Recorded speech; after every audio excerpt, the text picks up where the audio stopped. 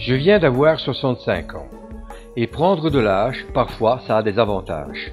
En effet, la tech, les transports en commun, nous donne un abonnement gratuit. Pourquoi ne pas tenter l'aventure d'aller en bus avec la ligne 365 jusque Bruxelles? Une aventure qui va nous faire traverser 3 régions, la région wallonne, la région flamande et la région bruxelloise. En bus, moyen de locomotion que nous ne connaissons plus.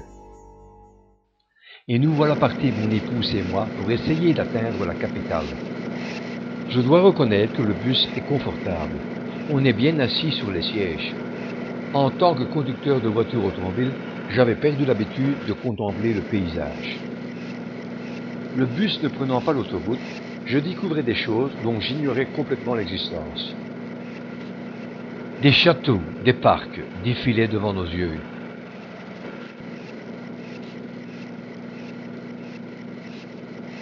Et après 2 heures de route au départ de Charleroi, nous voilà arrivés à Bruxelles-Midi. Nous les provinciaux, nous allions découvrir la capitale sous un autre angle. Aux toilettes de la gare, plus de Madame Pipi. Elle a été remplacée par des machines. Les rues de la gare sont transformées en galeries commerçantes. Quand on est piéton, comment faire pour atteindre le centre de la ville sans trop marcher? En tram peut-être? Après avoir cherché non sans peine le bon tram, nous apprenons que c'est pas ça. Nous devons prendre le métro et descendre dans les entrailles de la terre pour trouver ce véhicule. Quand on n'est pas habitué et qu'on n'a pas de documents adéquats, c'est pas évident pour trouver le bon quai. Heureusement, les autochtones nous ont bien renseignés. Nous allons découvrir ce moyen de transport souterrain. La voiture est bien remplie et il faut apprendre à se tenir debout en se tenant à des poignées. Et surtout, il faut descendre à la bonne station sans se tromper. Les voitures continuent leur chemin, tandis que nous devons remonter à la surface. C'est des paysans, on dirait un décor de science-fiction. Nous débouchons en plein centre de Bruxelles. C'est très animé et plein de magasins.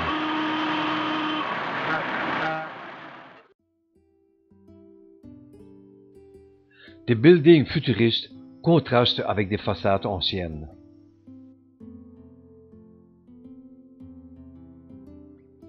Nous pouvons admirer ces bâtiments à l'architecture grandiose. Des magnifiques terrasses de café vides, car il ne fait pas très chaud. Des magnifiques galeries commerçantes couvertes, remplies d'œuvres d'art.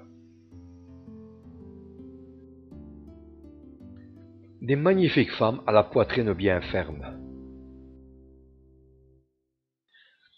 Et nous arrivons dans une rue commerçante très animée. Elle est remplie de monde. Elle se nomme la rue Neuve. Juste à côté, nous découvrons une magnifique place.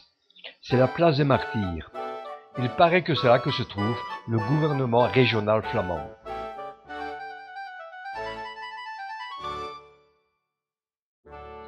Un peu plus loin, en passant, nous découvrons une magnifique façade d'église.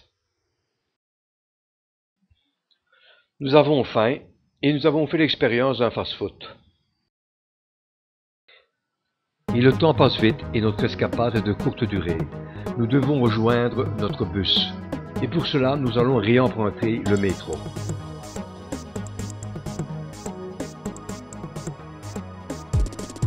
Ils sont modernes, rapides et silencieux, mais toujours bien remplis.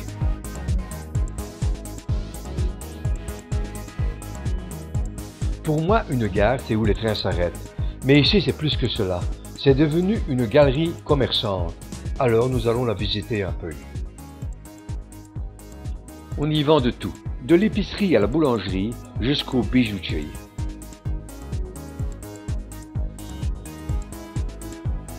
Et ce ne sont pas des montres bon marché qu'on y vend, ce sont de très jolies de marque. Bruxelles, c'est fini. Nous prenons le bus qui va nous ramener à Charleroi. c'est toujours aussi confortable. Et nous allons pouvoir regarder à notre aise des paysages qui ne nous sont pas familiers.